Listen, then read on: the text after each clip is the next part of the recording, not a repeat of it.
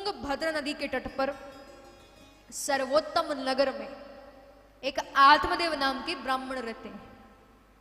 मेरा सब कुछ है, धन संपत्ति बहुत है। पत्नी का नाम है धुंधली। अब जो आत्मदेव का स्वभाव है उससे बिल्कुल विपरीत है धुंधली का स्वभाव। आत्मदेव सबसे अच्छे से बातचीत करते हैं, घुल मिलकर रहते हैं, लेकिन धुंधली ऐसी नहीं है, बड़ा कड़वा बोलती है।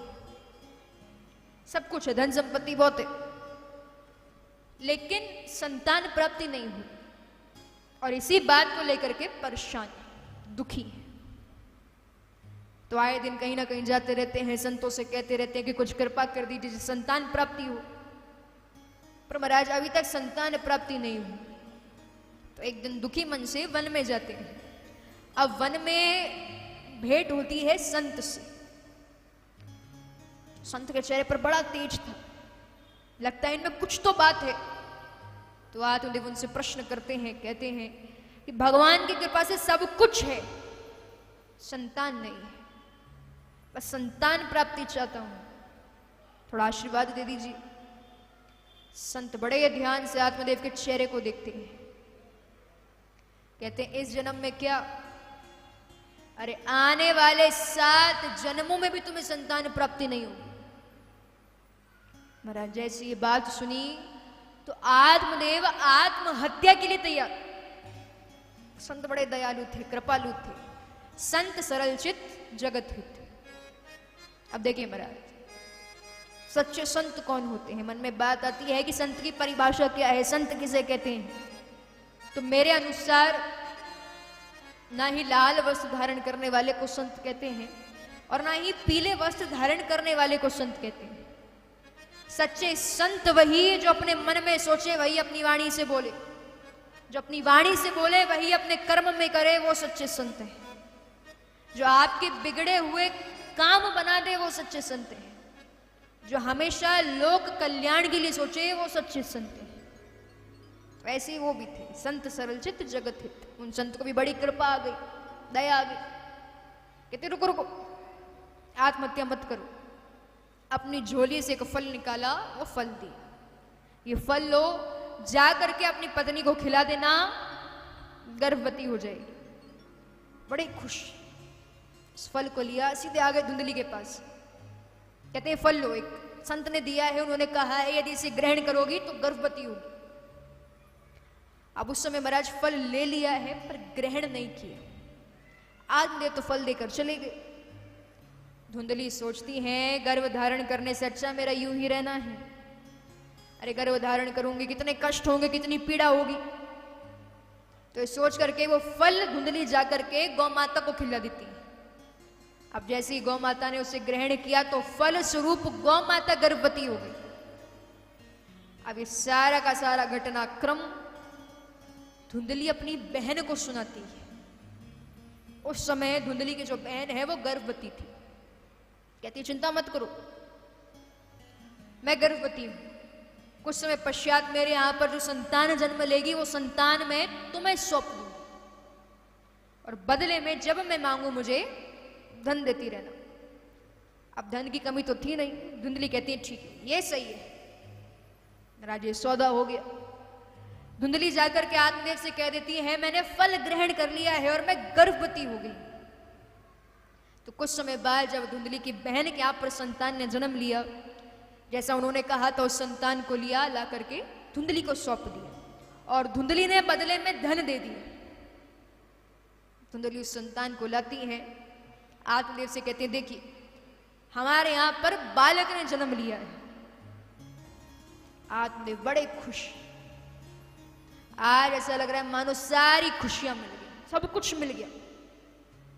अब दोनों खुश हैं और जो गौ माता गर्भवती हुई थी उनके गर्भ से जो बालक जन्म लेते हैं उनका नाम रखा गया है गोकर्ण।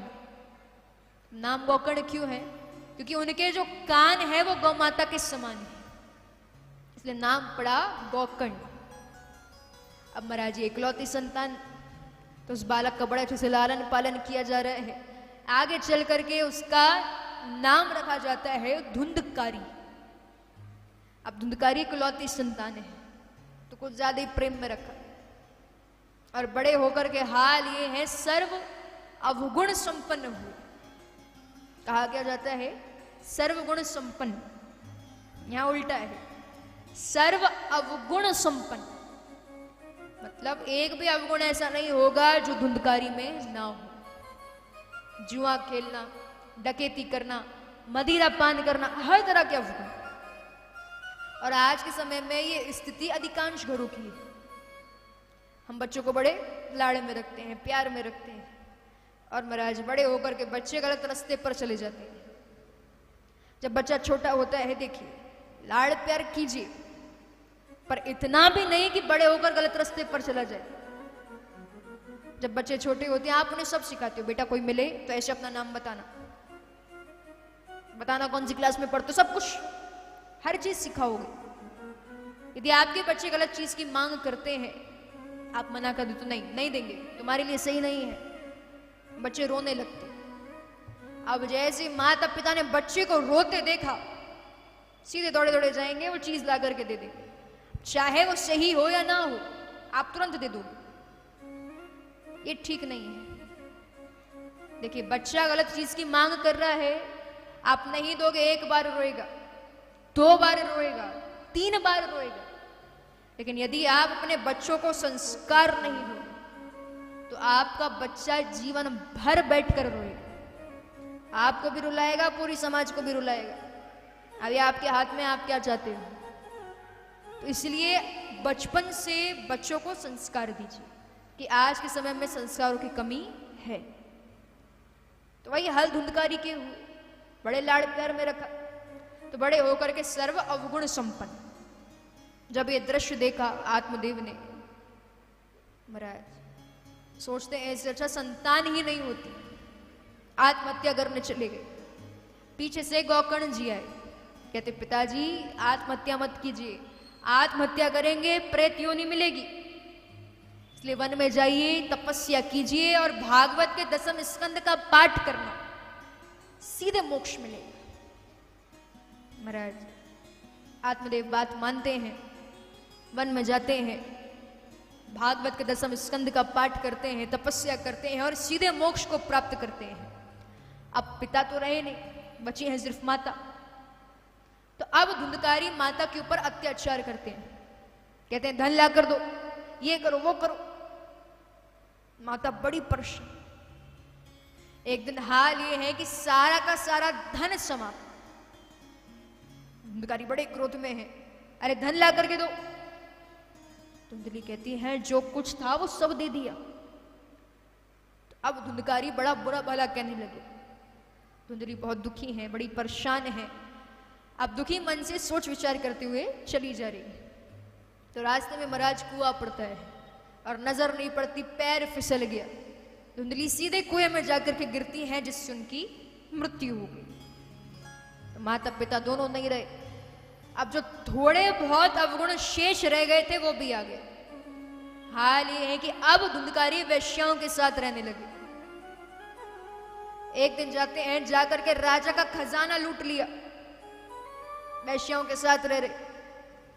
वैश्याएं सोचती हैं कि राजा के दूत हमें ढूंढ रहे हैं, एक काम करते हैं, धुंधकारी को मार देते हैं और सारा का सारा धन, सारा का सारा खजाना लेकर चले जाएंगे। तो योजना बनाई। उस योजना के तहत अब रात्रि में धुंधकारी को मदिरा पान करवाते हैं। महाराज बहुत मदिरा पान करवाया गया, इतना मदिरा पान कि धुंधकारी हाथ भी नहीं उठा पा रहे। तब एक गड्ढा किया जाता है, उस गड्ढे में धुंधकारी को गड़ाया गया है। धुंधकारी के मुख में आग के गरम गरम अंगारे डाले गए हैं और गला दबा करके धुंधकारी को मार दिया।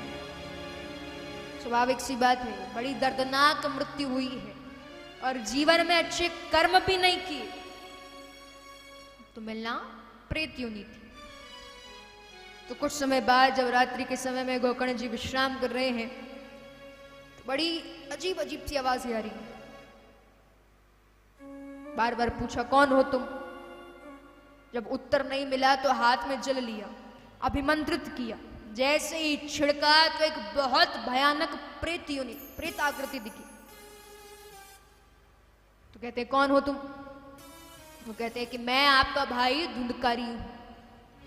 गोकर्ण जी कहते अरे मैंने तुम्हारा श्राद्ध इत्यादि किया, पिंड दान किया, फिर भी तुम्हें मोक्ष नहीं मिला। देखिए महाराज, हम भी हमारे स्वजन जिनकी मृत्यु हो जाती है उनका पिंड दान करते हैं। अब हमें क्या लगता है, पिंड दान कर दिया मोक्ष मिल गया। यदि आटे के पिंड दान से मोक्ष मिल रहा होता तो आज हमारे सारे स्वजन जिनकी मृत्यु हो गई उन्हें मोक्ष मिल चुका होता। असल में हम पिंडदान का अर्थ ही नहीं जानते। पिंडदान का अर्थ है, पिंडदान में जो पिंड है उसका मतलब है, उसका अर्थ है हमारा ये शरीर, और इस शरीर को भगवान को दान कर देना सच्चा पिंडदान कहलाता है।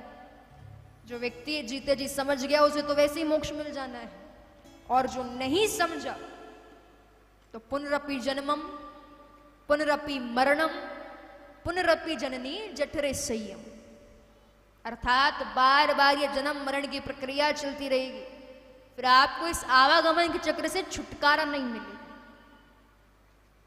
तो गोकर्ण जी कहते मैंने तो सब कुछ किया फिर भी तुम्हें मोक्ष नहीं मिला। धुंधकारी कहते वो सब मैं नहीं जानता, पर ऐसा कुछ करो जिससे मुझे अब मोक्ष मिले, बहुत कष्ट हो रहा है, बहुत पीड़ा हो रही है।